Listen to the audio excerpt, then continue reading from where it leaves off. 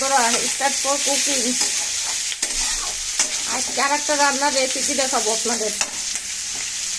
শোল মাছ দিয়ে, এই যে শোল মাছ আর আলু দিয়ে, পেঁয়াজ রসুন টসুন কাঁচামরিচ শুকনো মরিচ সব দিয়ে একটু মাংসের মতো করে কষা কষা রান্না করব।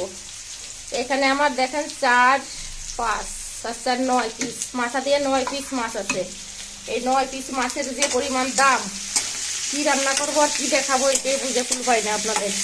তো আমি যেহেতু রান্নাটা দেখানো আগের থেকেই শুরু করছি, মাছ হালকা করে ভেজে রাখছি, তারপরে আলু কয়টারে একটু লবণ হলুদ মাখায় তেলের উপর ভাজছি, ওই মাছ ভাজা তেলের উপর। তারপরে হচ্ছে জিরে ফোড়ন দিচ্ছি, কাঁচা লঙ্কা পেঁয়াজ, আর এই যে 2 টুকরো দারুচিনি দিচ্ছি। যেহেতু আমি মাংসের মতো করে কষা কষা রান্না করব, অল্প ঝোল রাখবো, এই জন্য হচ্ছে একটু দারুচিনি দিয়ে দিচ্ছি। আর নামানোর আগে একটু একটা এলাচ বাটা দেবো।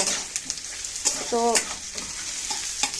আমি রান্নাটা দেখাই আপনাদের, দেখেন। আমি এখন হচ্ছে ভালো করে আলুটা একটু ভাজা হয়ে গেলে মশলা দেবো। মশলার মধ্যে কি দেবো, এটা রসুন বাটা জিরে আদা এই বাটাটুকু দেবো, আর আছে রাঁধুনি স্কোয়ারের মরিচের গুঁড়ো দেবো। তো আস্তে আস্তে করে দেখাই যে আমি কিভাবে মাংসের মতো করে মাছ রান্না, মানে শোল মাছ রান্না করি। খুবই সুন্দর হয় এরকম করে। আর এখন তো অনেক দাম, আসলে রান্না করব কি করব বুঝি না। 3টে না 4টে মাছ কিনছিলাম 1600 টাকা দিয়ে, তার 2 দিন খাওয়া হয়েছে, আর আজকে এইটা হয়ে যাবে, এইটা শেষ হয়ে যাবে। পুরো মাছ পুরাই গেল। শোল মাছের অনেক দাম। দেখেন আমি এই যে মশলা দিলাম, আদা জিরে বাটা আর রসুন বাটা, এটাকে দিয়ে আমি আলুটা বেশি সময় রান্না করব। এখানে আমি কাঁচা লঙ্কা দিছি আর কিছুটা মরিচের গুঁড়ো দিয়ে দেয়, একটু ঝাল ঝাল হবে, একদম আঝালা ভালো লাগে না, একটু ঝাল ঝাল হবে। আমি একটু জল অ্যাড করে দিচ্ছি। আর আমি যেহেতু মশলাটাকে সুন্দর করে কষাবো, তো আরেকটু জল দিতে হবে। এখানে আমি লবণ হলুদ কিচ্ছু দিয়ে নেই, দেবো পরিমাণ মতো লবণ হলুদ দিয়ে দেবো।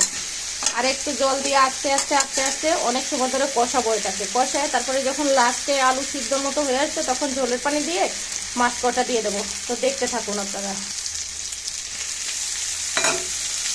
আমি দেখেন এর মধ্যে একটা টমেটো দিয়ে দিলাম। যদি আপনারা এরকম আলু দিয়ে শোল মাছ, আলু দিয়ে যে কোনো মাছ রান্না করেন, বড় মাছ রান্না করেন, শোল মাছ, তাহলে একটা টমেটো দিতে পারেন। তাহলে আপনার গ্রেভিটা অনেক সুন্দর হবে। মানে যেটাকে ঝোল বলে, মানে টাউনের মহিলারা এটাকে গ্রেভি বলে। গ্রেভি অর্থ হচ্ছে ঝোল, আর গ্রামের মানুষ বলে হচ্ছে সালন, সালুন বলে গ্রামের মুসলিমরা। আর বড় লোকরা কত কিছু বলে। তো আমি তো আবার অত কোটি বড় লোক না, আর পছন্দ করি না এত বড় লোকই। তো দেখেন কেমন করে রান্না করি, আপনাদের দেখাবো আমি শেষ মানুষ বলি।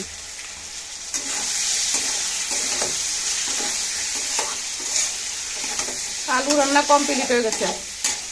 এবার আমি ঝোলের জল দেবো। ঝোলের জল দিয়ে এরকম করে সুন্দর করে কষিয়ে নেবেন, মানে ভালো করে নেড়ে নেড়ে নেড়ে নেড়ে নেড়ে কষিয়ে নেবেন। আমি একটু তেল কম দিচ্ছি, তার কারণে এই মাছ ভাজার মধ্যে অনেকটা তেল আছে। এবার আমি ঝোলের জল দেবো, তারপরে মাছ দিয়ে রান্নার শেষটা দেখাবো। আর আমি মাত্র একটা এলাচ বাটা দেবো এর মধ্যে, আর লবণ হলুদ একটু চেখে দেবো কেমন করে রান্না করলাম পরবর্তীতে দেখা।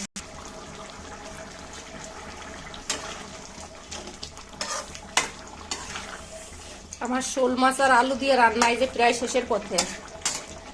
এখন হচ্ছে অল্প একটু ঠিক নাই, একটা এলাচ বাটা দেবো, মাত্র একটা, অনলি ফর। আমি দেখেন এর মধ্যে একটা টমেটো দিছিলাম, এই জন্য টেস্টটা অনেক সুন্দর হয়েছে। আর আমার রান্না প্রায় শেষের পথে। এখানে হচ্ছে কত 10-12 টুকরো মাছ রান্না করছি। আমরা 2 জন মানুষ, হাজব্যান্ড ওয়াইফ। তো আমাদের আজকে হয়ে দরকার হলে কালকে দুপুর পর্যন্ত 2 পিস থেকে যাবে।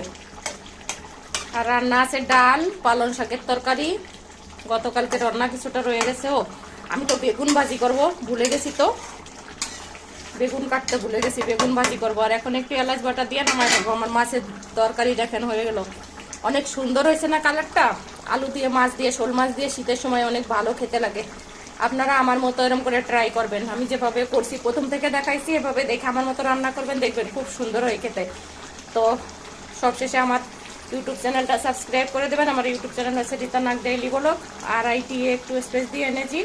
আর আমার পেজ আছে মিথিলা বস মরশি থরশিল আকার, একটু স্পেস দেবো ওকা দন্তেশ্ব। তো সবাইকে অনেক অনেক ধন্যবাদ। ভালো থাকবেন, সুস্থ থাকবেন, আর আমার চ্যানেলের পাশে থাকবেন, আমার পেজের পাশে থাকবেন।